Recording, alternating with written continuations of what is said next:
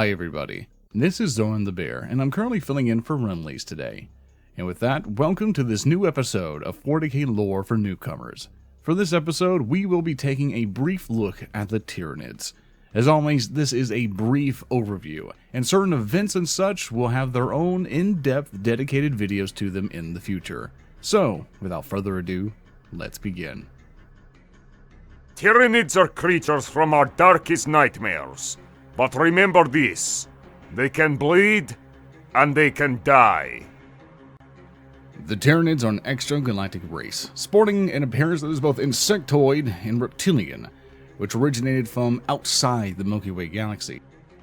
Unlike the other races who fight to defend or expand their empires, stave off the threat of extinction, or simply for religious reasons, the Tyranids have only one goal in mind: to consume all living things within their path, guided by the will of their communal link to the Hive mind. The Tyranids as a whole are arguably one of the greatest threats to the sentient races of the galaxy, for the Tyranids cannot be reasoned with, nor can bargains be made with them. They will stop at nothing until every world within the galaxy is stripped clean of flora, fauna, soul, water, and atmosphere, leaving them barren husks devoid of even microscopic life.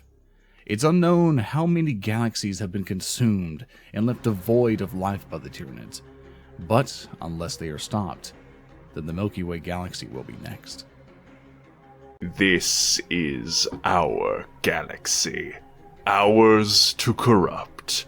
Ours to enslave. The gods will not be denied their prize.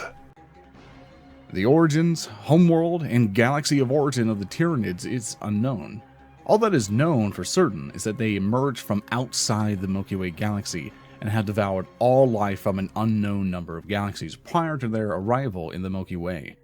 While individual Hive ships have drifted into the Milky Way galaxy as early as M28 or the 20th millennium with Hive Colossus, the bulk of the Tyranid race, from what we're aware of, began making its journey to the Milky Way galaxy around M31 due to the events that took place during the battle for the world of Sotha during the course of the Horus Heresy, the greatest civil war within Imperial history.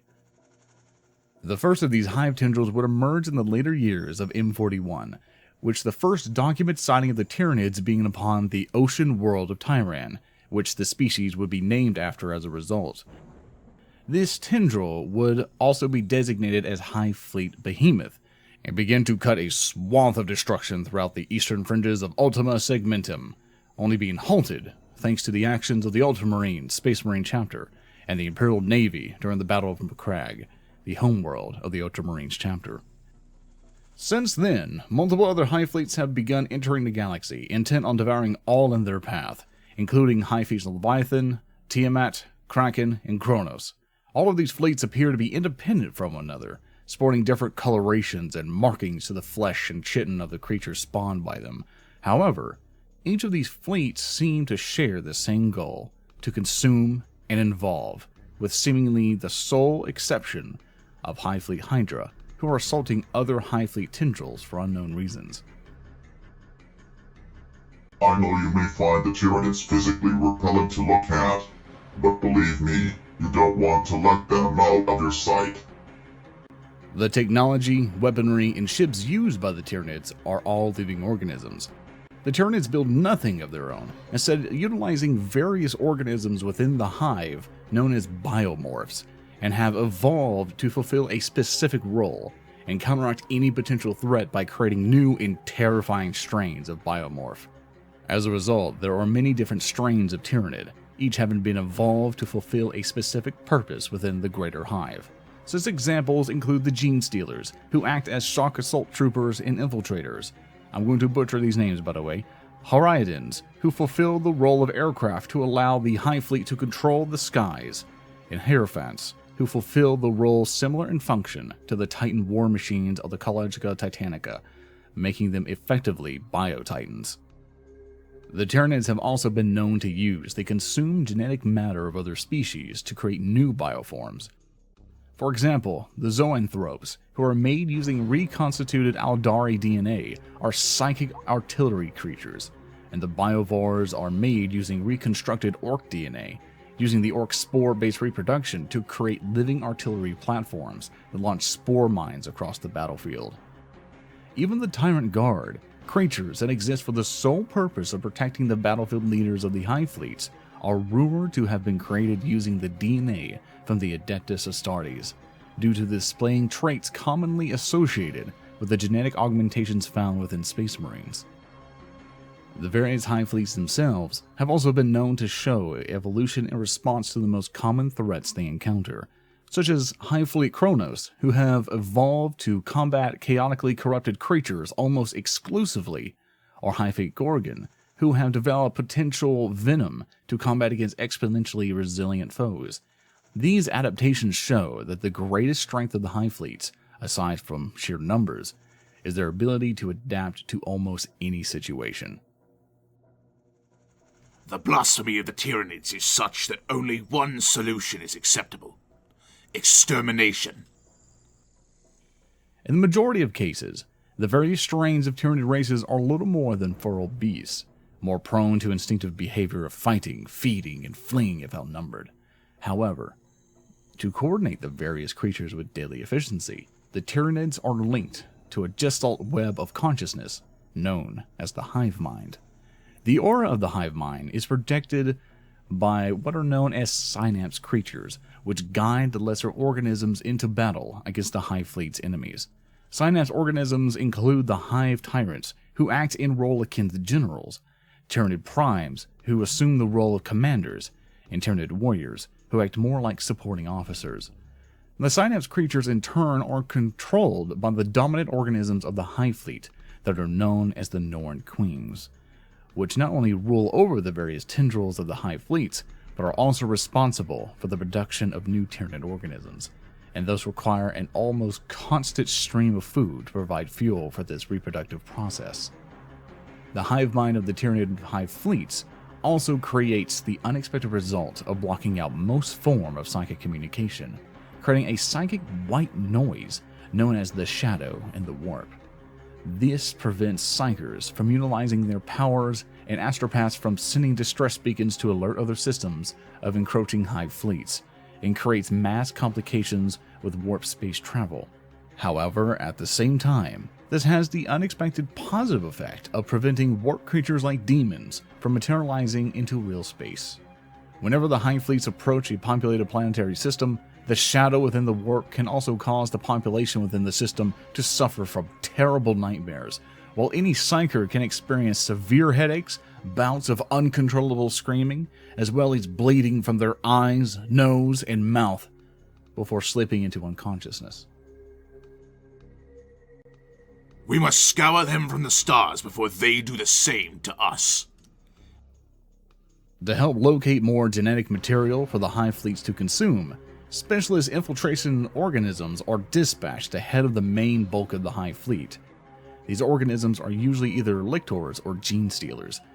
These organisms either make planetfall using drop pod-like organisms known as mysectic spores, or are inserted into drifting space hulks, amalgamations of wrecked spacecraft and debris that over thousands of years create what are akin to icebergs in space, which are frequently explored by those brave enough to search for treasure, such as long-forgotten technology. The gene stealers that are sent ahead of the Hive fleets begin to infect members of the native populations of the worlds they appear on with their own genetic material, which is the start of what is known as a gene stealer cult. Those infected become driven by the urge to breed, slaves to the gene stealer that infected them, which over time evolves into an organism known as a gene stealer patriarch. The cult begins to produce hybrid offspring, which in turn will reproduce themselves, creating hybrids that appear closer and closer to the original host species. Over many generations, the cult will grow in size and eventually attempt to take control of the world. When the gene stealer cult launches their rebellion, they subconsciously begin to emit what is essentially a psychic beacon that draws the attention of the Tyranid Hive fleets to rich feeding grounds, which, thanks to the chaos and anarchy wrought by the gene stealer cult's actions, it's usually unable to defend itself against the encroaching Tyranid swarm. By contrast, lictors are large solitary predators who operate in a different way.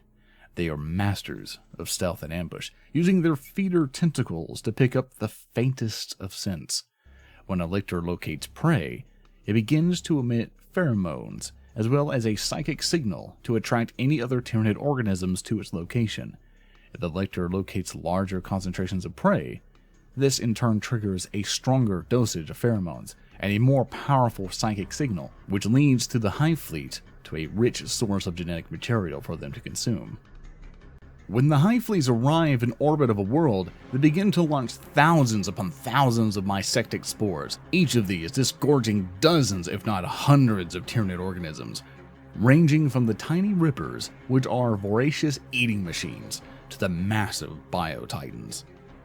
Massive plant-like organisms called capillary towers will soon take root and rapidly grow larger and larger, raising the world's temperature in the process as well as providing a feeding point for the massive Hive ships in orbit, allowing them to drain a world's rendered down biomass through them. Once the Tyranid organisms have slaughtered the world's defenders, the Hive fleets will begin the final consumption process, where the Hive ships will use the capillary towers to secrete a digestive agent that turns a world's biomass into a consumable slurry. In addition to devouring a world's biomass, they'll also consume the soil, water, and atmosphere completely, leaving the world a lifeless husk stripped down to the very bedrock. The various bioforms of the Tyranid Hive fleets, as well as the Genestealer cults, will also receive dedicated videos on them within the future. So, we end this brief overview of the Tyranids.